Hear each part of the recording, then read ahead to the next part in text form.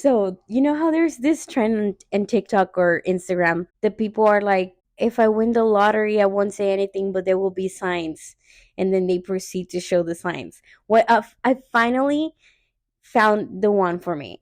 I loved it. Basically, this girl showing that if I win the lottery, I won't say anything, but there will be signs. And in her pictures, her student loan payment was like paid off, and she bought a coffee.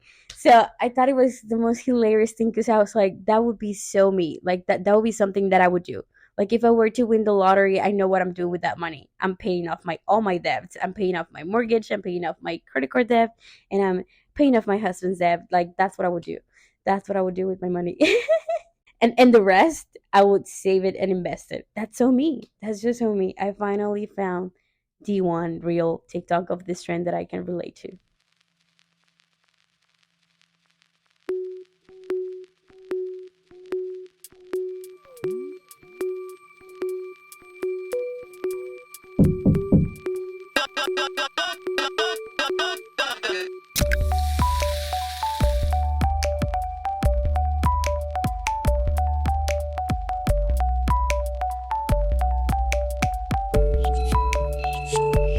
Welcome to the Days and Confused podcast with your host, Diana Cano.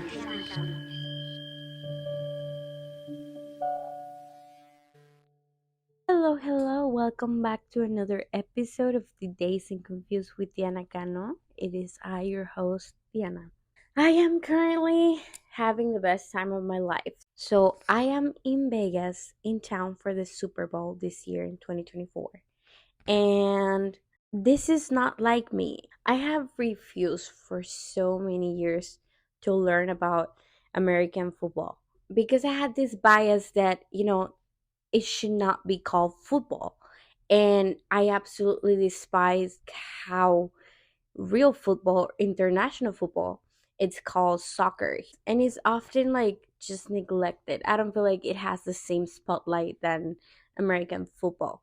And like I said, this like football is an international sport, and NFL is just local. So that's besides the point. So I got invited, all expenses paid for. So why not? Even when I'm biased, I feel like I'm like reminding myself to be open. Because if that formula worked for me in other areas of my life, why would it not work in this new area that I'm finding out I have like a really strong bias or a really strong limiting belief, right? So, as I'm flying over from Key West to Vegas, I find myself crying in my economy seat. I just felt like I accepted this trip because it was free, but I'm having a little bit of financial turmoil. I have gotten into a financial hole that my past self, Diana, had dig myself into because I have this affirmation whenever I want to do something that I don't want to consider the repercussions of right now.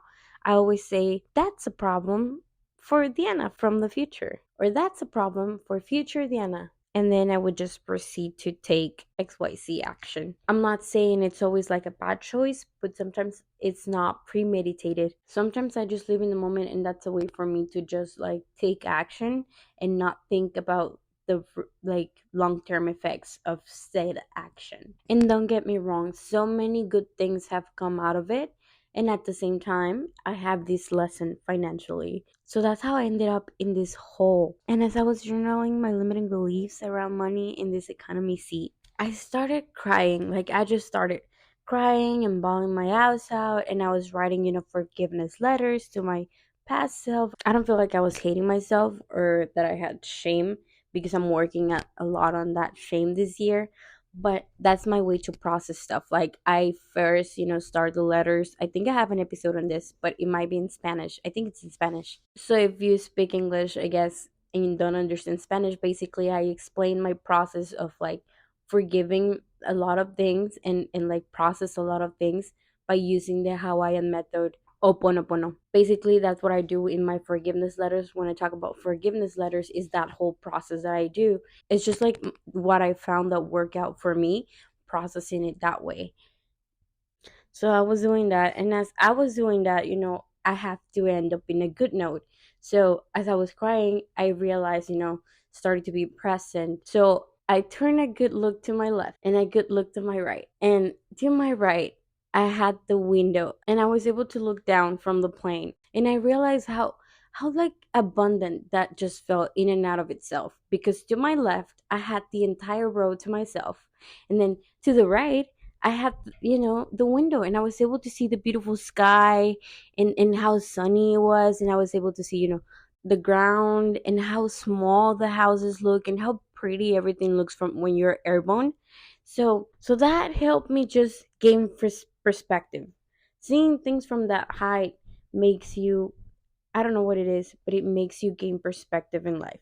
It just, everything looks so small that you realize that your little problem, your little life, it's insignificant. Not in a way that like what we're doing, it's not purposeful and doesn't serve a purpose, but in a way that like these little problems are not the end of the world. So whenever I look out in the sky, I see expansiveness, I see abundance, and it's a part of this world that we have. And then as you're flying, from city to city, and you see all those like states and all those houses and all those people having their lives, I realize, like, I'm pretty sure I'm not the only one stressing about this stuff. I'm not the only one that feels is having financial troubles, and trying to figure out how to, control her finances, that wants to, just have the freedom and flexibility to be able to live life according to her own terms. And I just started asking, the questions like, what got myself into this mess?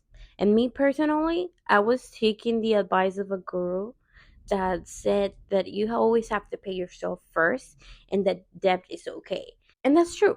Debt is always going to be a part of life, but how I'm pretty sure how he leveraged debt and how I got into debt are two complete different scenarios, okay? So I'm gonna talk a little bit about my situation here. I'm gonna be as open and transparent as possible. So a trigger warning, and also no judgment zone, okay? Okay, so in 2023, I had to give big payments of a couple $1,000s. I had to give a $4,000 payment for the training of the dogs, and I have to give another $4,000 for the down payment of the RV. And I did have, at that time, I had like the $4,000 in cash, in savings to pay for the RV, because I was saving for that, the down payment.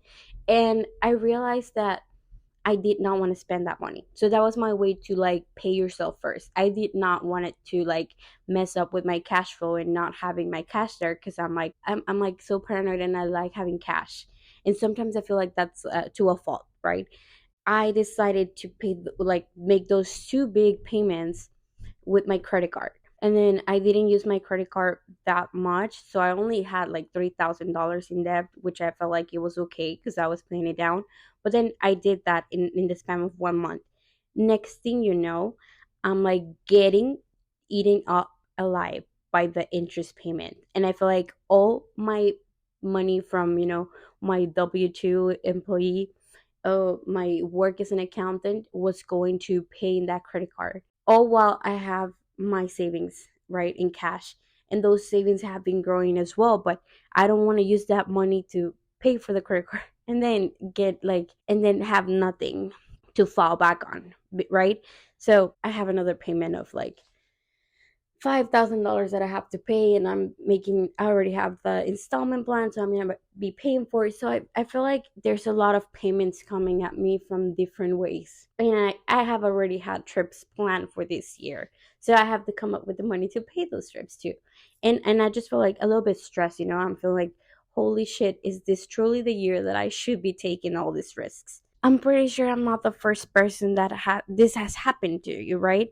And I'm sure that I won't be the last. Fast forwarding from last year to this year, 2024, I'm crying, right? Because of all this, I feel like I'm getting eating up alive, and I don't feel like I have an income source that supports this, like, that helps me pay this debt. Now that I have decided to take the risk and go, like, solo dolo, and trying to and start my first business. But the intention of this year is to play it a different way that I have never played before.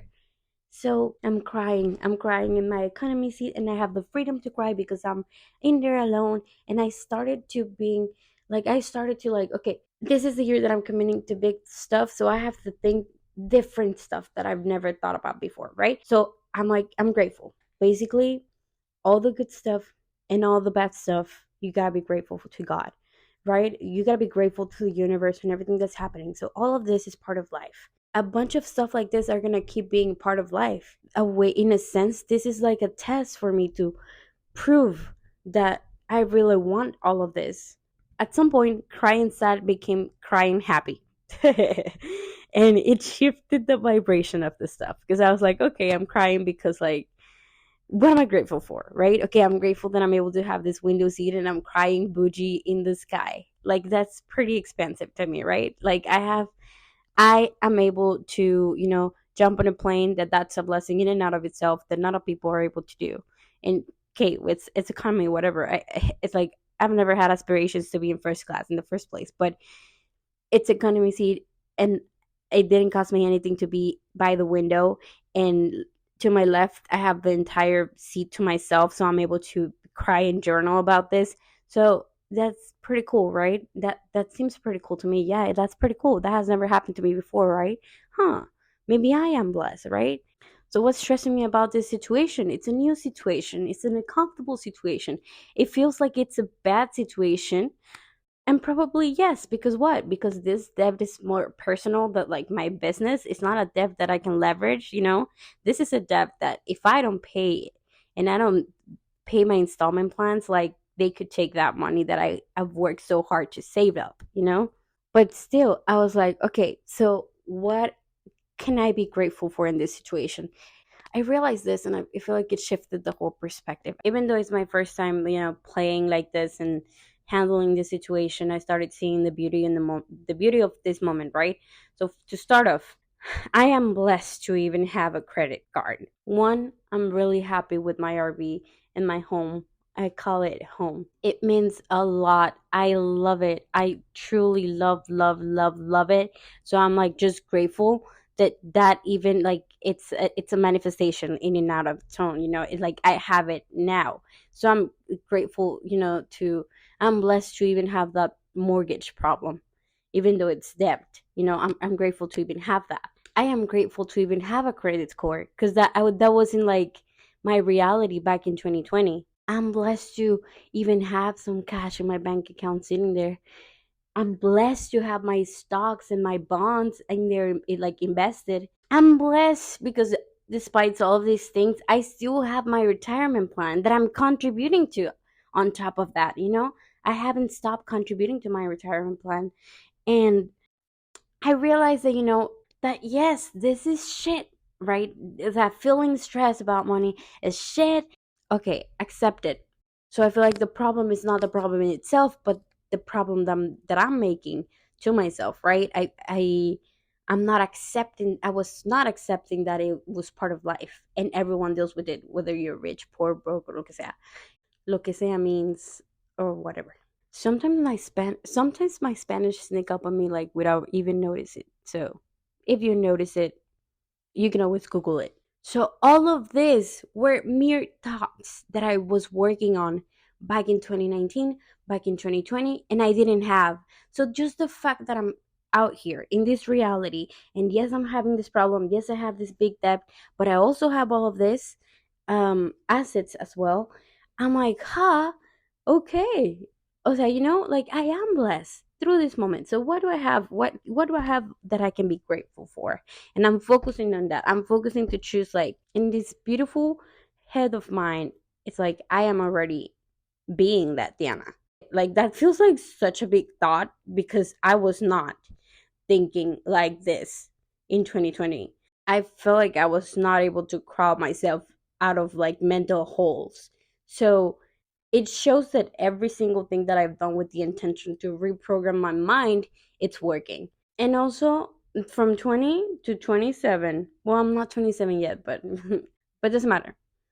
I am to my eyes 27 now. But from 20 to 27, there's this thing called your prefrontal cortex.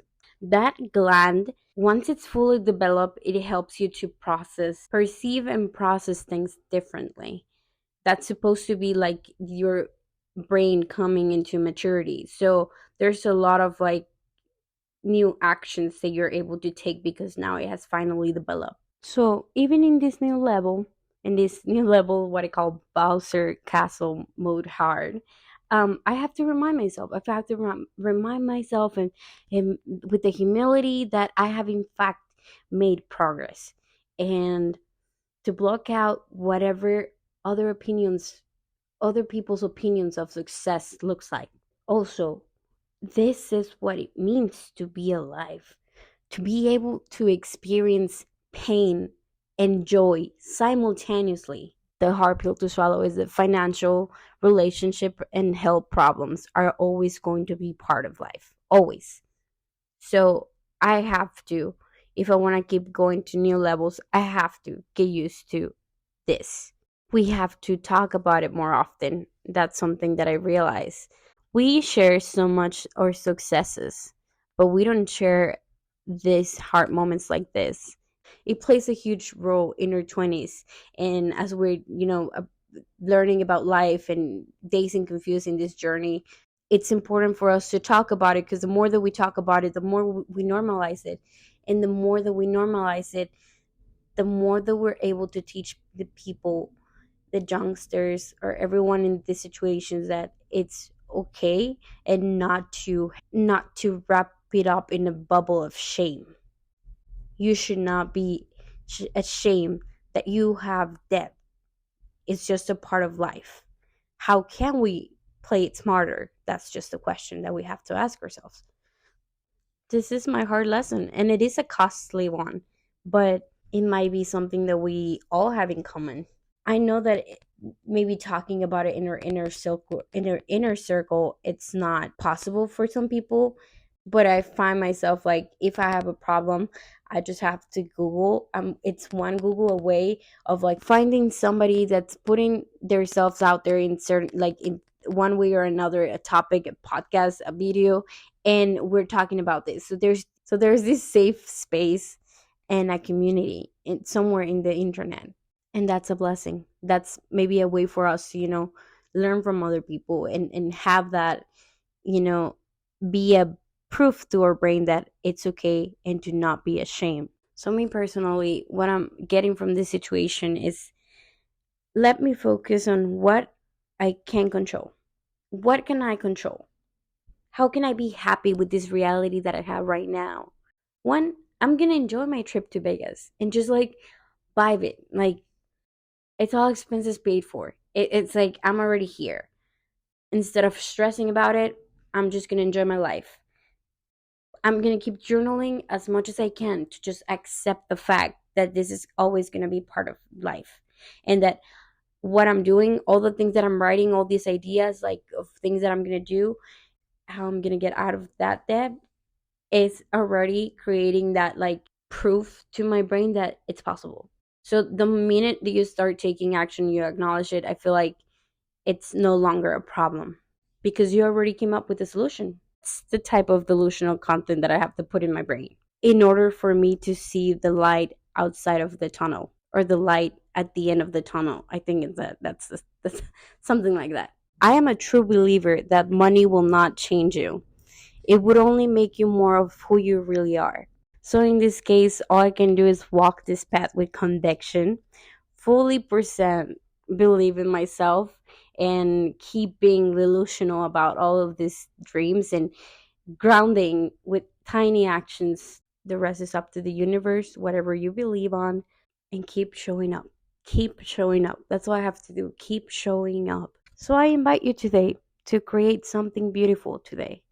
With all that rage, all that pain, and all that sulking, create art in any shape, way, or form. Create something. Create something out of these painful, beautiful moments. If beliefs have the power to affect us, why not give them the change to nurture us and empower us?